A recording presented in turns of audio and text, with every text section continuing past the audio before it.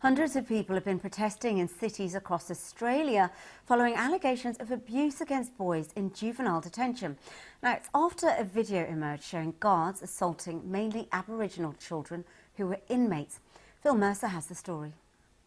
Every Aboriginal family has been impacted some way. Demonstrators around Australia said the treatment of young detainees in the Northern Territory shamed the nation.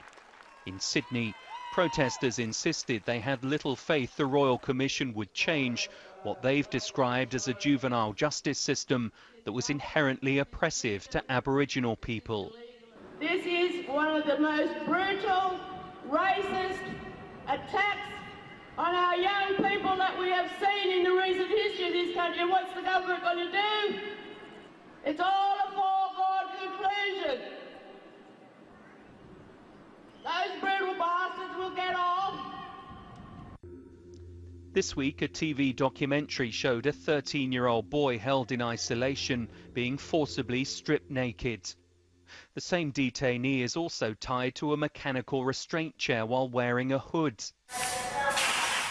A group of teenagers is then seen to be tear-gassed at a facility in Darwin.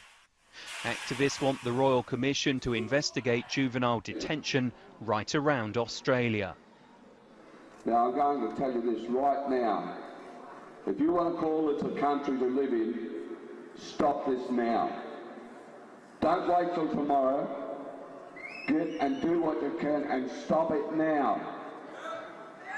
Demand that all institutions holding our children be investigated immediately. But the Australian Prime Minister Malcolm Turnbull has rejected calls for the Royal Commission to have a broader national mandate. He's also brushed aside criticism that he didn't consult with Indigenous leaders on the terms of reference for the inquiry, which he believes will be effective.